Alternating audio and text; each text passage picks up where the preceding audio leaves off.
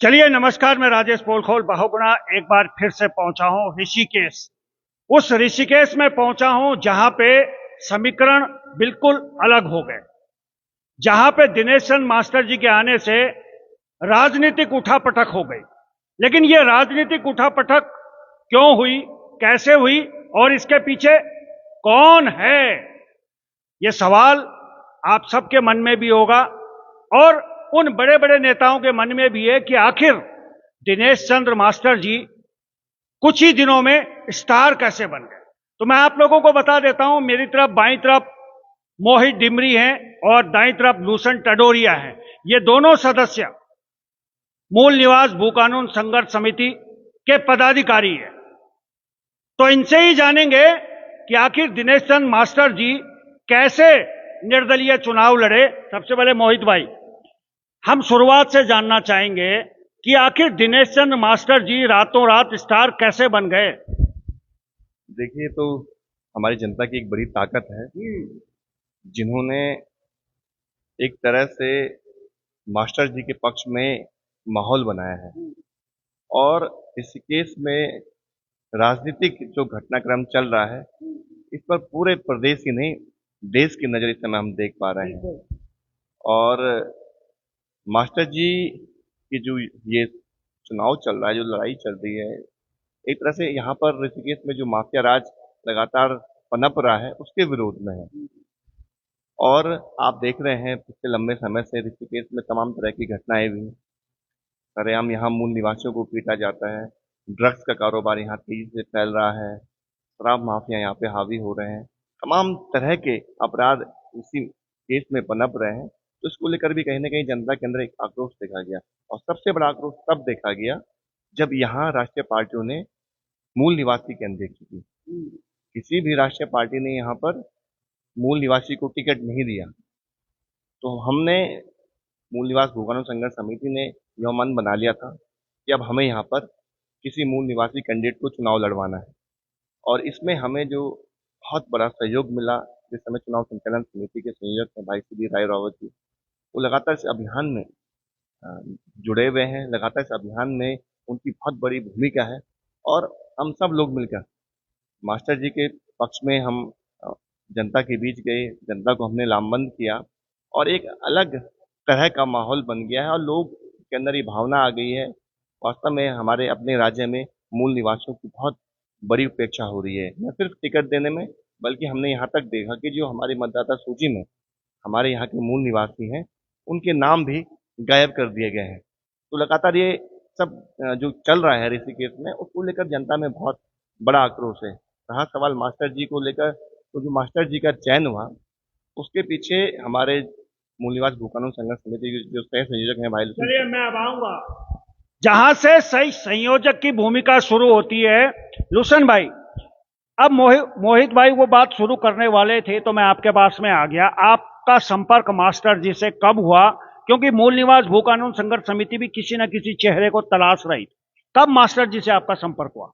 देखिए, मास्टर जी को तो मैं पहले से ही जानता था। हमारे गांव के पास ही मास्टर जी रहते थे और हमारे जो आंदोलन भी चलते थे गांव में, जो ग्राम स्तर पे, तो मास्टर जी उस समय भी अपनी भूमिका अदा करते थे, सहयोग करते थे, सम्मिलित होते थे आंदोलनों में। तो जैसी ऋषिकेश में जो सीट आरक्षित हुई, उसके बाद से ये बातें आने लगे थे कि भाजपा कांग्रेस हो सकता है कि जो यहाँ के निवासी नहीं है, जो गैर मूल निवासी है, उनको टिकट देने का मन बना रही है।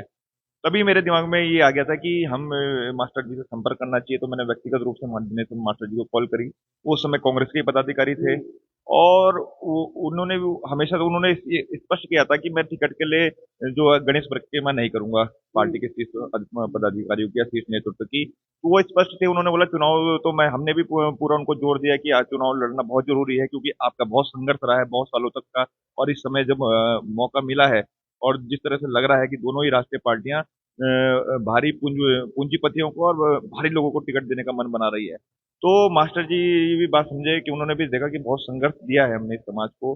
तो मास्टर जी से लगातार संपर्क में थे। उसके बाद घटनाक्रम ऐसा हुआ कि मास्टर जी को पोस्ट एक होता है कि बहुत समय से एक पार्टी को दिए हैं, तो उन्होंने ईमानदारी से कोशिश करी कि पार्टी से मिल जाए, पर बिना, जो मैंने बोला कि बिना किसी गणेश प्रक्रिया किए हुए। तो मास्टर जी को टिकट नहीं मिला, तो मास्टर जी को हमने फोन किया कि मास्टर जी आप बिल्कुल भी हताश होने की जरूरत नहीं है। आपका लंबा संघर्ष रहा है, आपने हमेशा पूरे गढ़वाल क्षेत्र में भी आपको ऐसी बात नहीं है, गांव गांव तक लोग जानते हैं, और ऋषिकेश में आपकी एक अच्छी मौजूदगी रहती है हर आंदोलन में। तो आपको हताश होने की जरूरत नहीं है। पूरी मूल निवास बुकानू समन्वय संघर्ष की टीम मोहित डिमरी जी के नेतृत्व में आपके साथ है, लगे रहेगी। आप जो भी हमें सहयोग चाहते हैं, हम पूरी टीम को आपके पीछे लगाएंगे। और इसके बाद मास्टर जी के साथ जो पहली बैठक हुई थी, जिसमें हमारे भाई साहब सुधीर रॉय वगैरह, उनका भी लगातार, सुधीर रॉय रावत जी, उनका भी लगातार हमें सहयोग मिला। और आज जाके मुझे मास्टर जी की जन जो लोकप्रियता का कारण है, इसमें मास्टर जी का व्यवहार है, और मास्टर जी के पीछे जो मूल निवास बुकानू समन्वय संघर्ष की जो टीम लगी है, जो हमारे मोहित डिमरी जी ने जो आंदोलन किया था, मोहित भाई ने जो मूल निवासी को एक करा था पूरे प्रदेश में, उसकी वजह से ये अलख अब ऋषिकेश में जल चुकी थी। अब आप समझिएगा, यूं ही नहीं कोई कुछ दिनों में मास्टर जी बन जाता है।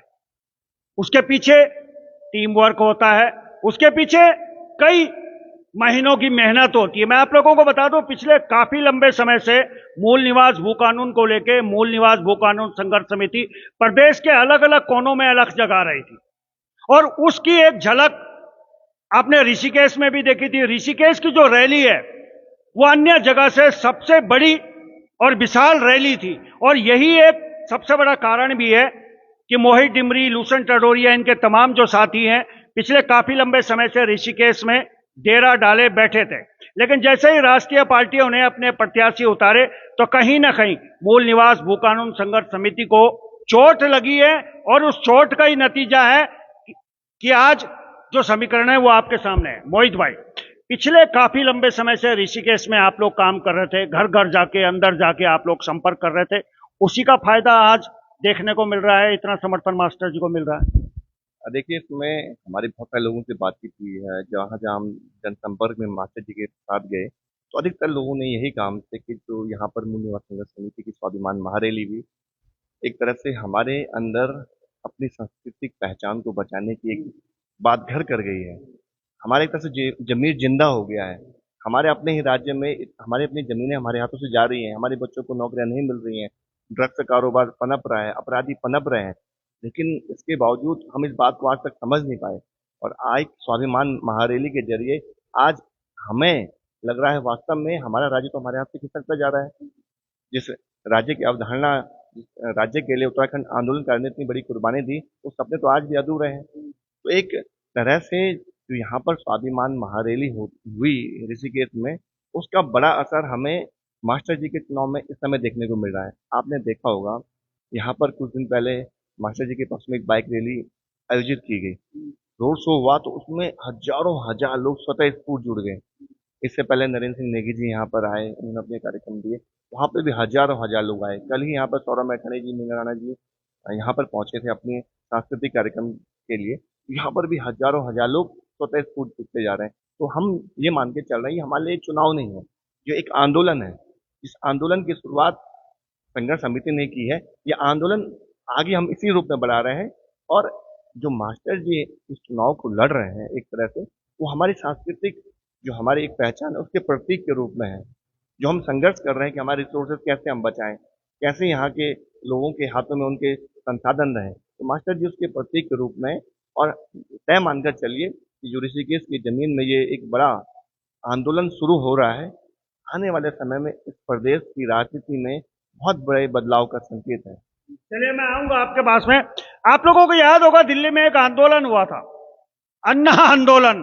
तो आने वाले समय में संकेत मोहित डिमरी दे रहे हैं, और कहीं ना कहीं मेरी दूरदृष्टि वहां तक भी पहुंच रही है। लूसन भाई, आने वाले समय में क्या कुछ दिमाग में चल रहा है? क्या जो ऋषिकेश का एक मॉडल है, जिसको कि राष्ट्रीय पार्टियां कह रही हैं कि आप क्षेत्रवाद फैला रहे हो, सबसे पहले तो ये जानना चाहूंगा, क्या कहना चाहेंगे जो लोग कह रहे हैं कि क्षेत्रवाद है? देखिए, जो राष्ट्रीय पार्टी कह रही है कि क्षेत्रवाद, अगर अपने अधिकारों की बात करना क्षेत्रवाद है, तो हाँ, हम क्षेत्रवाद कर रहे हैं। परंतु आप ये देखिए कि हमारी तरफ से इस चुनाव में कोई भी हमारी टीम के द्वारा या हमारे लोगों के द्वारा कोई भी ऐसा बयान नहीं दिया गया जिससे कोई लगे कि क्षेत्रवाद को ये बढ़ावा दे रहे हैं। बल्कि उल्टा ये हुआ है कि भारतीय जनता पार्टी के द्वारा ज्यादा ये हुआ है कि उन्होंने क्षेत्रवाद फैलाया गया। और कल भी हमने देखा कि एक वीडियो भी वायरल हो रहा था जिसमें जो क्षेत्रवाद की बातें कही जा रही थी, एक समाज को गाली दी जा रही थी। तो इससे पता चलता है कि किस तरह से राष्ट्रीय पार्टियां बौखला गई है। हमने तो व्यापारियों से भी के पास भी गए, हमने उनके अधिकार सुनिश्चित करने की बात भी करी, हमने पूरे ऋषिकेश में हर समाज की बात की। ऐसी बात नहीं है कि हमने कोई वैमनस्य फैलाने की कोशिश करी। हम चाहते हैं, हम तो ये चुनाव ऋषिकेश की जनता की अस्मिता के लिए लड़ रहे हैं, हम ऋषिकेश की जनता की भलाई के लिए लड़ रहे हैं। जो कूड़े के पहाड़ खड़े कर दिए गए हैं ऋषिकेश में, उसको हटाने की बात कर रहे हैं, पार्किंग बनाने की बात कर रहे हैं, ऋषिकेश में जो ये कूड़ा कबाड़ा हो गया उसको हटाने की बात कर रहे हैं, हम ड्रग्स फ्री ऋषिकेश की बात कर रहे हैं। जो स्मैक ने ऋषिकेश को बर्बाद कर दिया है, जो योग कैपिटल है ऋषिकेश, वहाँ योग नहीं होता है और जगह होता है, उस ऋषिकेश की बात कर रहे हैं। तो हम तो डेवलपमेंट और विजन पर ही चुनाव लड़ रहे हैं। और क्षेत्रवाद तो बीजेपी फैला रही है, क्षेत्रवाद फैलाने का काम तो बीजेपी कर रही है। जो हम जिस तरह से देख रहे हैं, वीडियो आ रहे हैं, जिस तरह से एक पोस्ट और आई थी जिसमें ये लिखा हुआ था एक बिहारी सब पर बारी, तो हमने तो कोई ऐसी बात नहीं करी। हमने सभी के पास गए और हमने बोला कि अगर आप अच्छा ऋषिकेश चाहते हैं, आप हमारा उम्मीदवार सबसे योग्य है तीनों में से, उसके पास एक डेवलपमेंट का विजन है, उसके वो एक सुधारना चाहता है ऋषिकेश को। तो ये जो क्षेत्रवाद है, ये तो उल्टा ही राष्ट्रीय पार्टी द्वारा किया जा रहा है, जो ये हर चुनाव में यही प्रोपोगंडा इस्तेमाल करते हैं, क्षेत्रवाद का, जातिवाद का, धर्म का। और ये डाल हमारे ऊपर रहे हैं चुनाव में कि ये कर रहे हैं। कोई भी एक प्रूफ बता दें कि यहाँ हमने कोई ऐसी बात करी जिससे कि किसी समाज को भड़काया गया हो। तो जबकि इनके इतने सारे वीडियो सोशल मीडिया पे तैर रहे हैं कि उसकी कोई गिनती नहीं। तो ये तो साफ पता चलता है कि मास्टर जी की लोकप्रियता से राष्ट्रीय पार्टियां बौखला गई हैं। उनको ऋषिकेश ही नहीं, उनको लग रहा है कि कहीं हमारे राजनीतिक जमीन पूरे राज्य से न खिसक जाए। मैं राष्ट्रीय पार्टियों की अगर बात करूं तो बहुत सारे के लोगों से मेरी बातचीत भी हुई है और उनका यह कहना है कि ऋषिकेश में आज जो कुछ भी हो रहा है उसके लिए राष्ट्रीय पार्टियां ही जिम्मेवार है। वो साफ तौर से यह भी कहना है उनका कि ये राज्य जिन लोगों ने लिया था, जिन लोगों ने छीना था, जिन लोगों ने शहादत दी थी, उनकी उपेक्षा के कारण आज ऋषिकेश की यह स्थिति बनी है। मोहित भाई, अब आगे का क्या प्लान है? एक मास्टर जी तो आप लोगों ने यहां बना दिया है, क्या ऐसा भी लोग कह रहे हैं कि एक चिंगारी ऋषिकेश से निकल गई है, कहीं यह चिंगारी पूरे उत्तराखंड में फैल गई तो राष्ट्रीय पार्टियों का तो भागना तय है? क्या ऐसे भी संकेत हैं? देखिए, एक दिन तो ऐसा आना ही है जिस दिन राष्ट्रीय पार्टियों को यहाँ की जनता उखाड़ फेंकेगी। क्योंकि पिछले 24 सालों में हमने देखा है, यहाँ की राष्ट्रीय पार्टियों ने जो दुर्गति इस राज्य की है, उसकी कभी किसी ने कल्पना भी नहीं की थी। ऐसा राज्य हमने कभी सोचा नहीं था। जो आज जिस राज्य में हम लोग रह रहे हैं, यहाँ का मूल निवासी बिल्कुल भी अपने आप को सुरक्षित महसूस नहीं करता है। आज मास्टर जी यहाँ से एक बड़ा संदेश दे रहे हैं ऋषिकेश से, और आने वाले समय में सिर्फ एक मास्टर ही नहीं, यहाँ पे हर एक विधानसभा से मास्टर तैयार होंगे, चुनाव मैदान में कूदेंगे और यहाँ के मूल निवासियों के हक के लिए, उनके अधिकारों के लिए लड़ेंगे। और ये तय मानकर चलिए, 2027 से पहले एक बड़ा राजनीतिक परिवर्तन के लिए जनता मन बना रही है। हम लोगों की भावनाओं को देख रहे हैं। लोग भाजपा हो या कांग्रेस हो, इन राष्ट्रीय पार्टियों से तंग आ चुके हैं। एक बदलाव के रूप में वो 2027 को देख रहे हैं और उसकी शुरुआत आप मान सकते हैं कि ऋषिकेश से हो गई है। जो हमारी तपोभूमि है, जो हमारी सांस्कृतिक धार्मिक नगरी है, यहाँ से एक बड़ी शुरुआत होने जा रही है और एक बड़ा परिवर्तन इस राज्य में होने जा रहा है।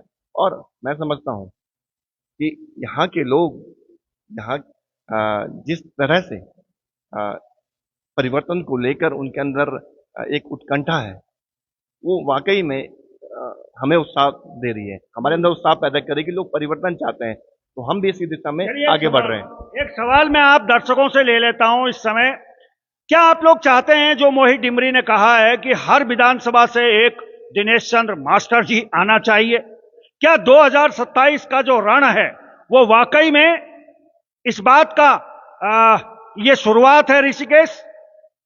क्या ये चिंगारी जो ऋषिकेश में भड़क रही है और जो मोहित डिमरी कह रहे हैं कि हर एक विधानसभा से एक मोहित डिमरी निकलना चाहिए, कितना सहमत हैं? और क्या इस बात के संकेत से आप खुश हैं? मोहित भाई, अंत में जाते जाते 23 तारीख को वोटिंग होनी है, 25 को परिणाम आ जाएंगे, क्या लग रहा है कि इस बार जो निर्दलीय हैं, और इस बार मुख्यमंत्री भी कह रहे हैं कि भाई निर्दलीय और कांग्रेस को वोट मत देना, काम तो हम ही ने कर रहे हैं, अंत में क्या कहें? देखिए, ये बड़ा दुर्भाग्यपूर्ण बयान था पहले तो जो मुख्यमंत्री जी ने दिया। कोई मेयर बन रहा है तो आप सिर्फ उसकी से मदद नहीं करोगे कि वो निर्दलीय है, और खुद तो आपकी यहाँ ट्रिपल इंजन की सरकार पहले भी रही है। भाजपा के यहाँ 15 साल से विधायक बन रहे हैं। पिछली बार भी भाजपा की महापौर अनीता ममगाई जी यहाँ जीत के आई थी। तो बीजेपी का तो हमेशा से यहाँ रही है। तो बीजेपी ने यहाँ खुद कार्य नहीं किया। अब कोई निर्दलीय कोई जीत के आ रहा है तो निर्दलीय से इतने खौफ खा गए हैं कि लोगों को बोल रहे हैं कि डेवलपमेंट नहीं हो पाएगा। तो इसका मतलब तो ये है कि साफ साफ बौखलाहट नजर आ रही है। तो वो ये मास्टर जी के से डर गए हैं, मास्टर जी की लोकप्रियता से बौखला गए हैं। तो उनको ये लग रहा है कि कहीं ये मास्टर ब्लास्टर हर ऋषिकेश के अलावा पूरे प्रदेश में न फैल जाए। चलिए, ये मास्टर ब्लास्टर का जिन अगर 70 विधानसभाओं में उतर गया तो फिर क्या होगा? क्या होगा? बड़े बड़े जो हमारे राज पंडित हैं, जो बड़े बड़े चुनावी पंडित हैं, बड़े बड़े व्हाइट कॉलर हैं, उनका क्या होगा? मोहित भाई, 2027 का जो रण है, लग रहा है कि मूल निवास भू कानून संघर्ष समिति उसमें भी अपने पैर जमाएगी। क्या उसके ये संकेत हैं? जब जब इस राज्य में मूल निवासियों की उपेक्षा होगी, मूल निवास संघर्ष समिति हर उस लड़ाई को लड़ेगी जहां पर हमारे अधिकारों की बात होगी, हमारे लोगों के हक की बात होगी। तो ये तय मानकर चलिए, हमारी संघर्ष समिति आने वाले समय में ये हम लोग सभी जितने यहाँ के लोग हैं जो उत्तराखंड के बारे में सोचते हैं, सब लोग बैठकर एक राजनीतिक विकल्प की ओर हम कोशिश करेंगे उत्तराखंड की जनता को देने के लिए। और 2027 में जैसे मैंने आपसे कहा, जिस तरह का चुनाव ऋषिकेश में लड़ा जा रहा है, उसी तरह का चुनाव पूरे विधानसभा में हम लोग लड़ेंगे। इस सरकार की हम एक एक जनविरोध नीतियों से जनता को अवगत कराएंगे। पूरे प्रदेश भर में लोगों को बताएंगे कि आपके साथ क्या कितना बड़ा धोखा ये राष्ट्रीय पार्टियां कर रही हैं। यहाँ के मूल निवासियों के अधिकारों को खत्म किया जा रहा है, आपके बच्चों की नौकरियों को छीना जा रहा है, आपकी जमीनों को लूटा जा रहा है, आपके यहाँ भारी से भारी संख्या में बाहर से आने वाले लोगों को बसाया जा रहा है ताकि उत्तराखंड की डेमोग्राफी बदले, यहाँ का राजनीतिक ताकत कमजोर हो, यहाँ के लोगों की जो सांस्कृतिक अपनी पहचान है वो खत्म हो। ये जो साजिशें चल रही है इस राज्य में, एक एक बात से हम जनता को अवगत कराएंगे और पूरे प्रदेश भर में एक माहौल तैयार करेंगे कि यहाँ का जो राजनीतिक घटनाक्रम है इसको बदला जाए, तभी हम लोग इस राज्य में सुरक्षित रह पाएंगे। चलिए, आप दोनों का बहुत बहुत धन्यवाद समय देने के लिए। और जब भी इस तरीके की भावनात्मक बातें आती हैं, मुझे 4 लाइनें याद आती हैं कि ले मसाले चल पड़े हैं लोग मेरे गांव के, अब अंधेरा जीत लेंगे लोग मेरे गांव के, और पूछ रही है झोपड़ी और पूछ रही है खेत भी कि कब तक लुटते रहेंगे लोग मेरे गांव के। तो चलिए, बने रहें।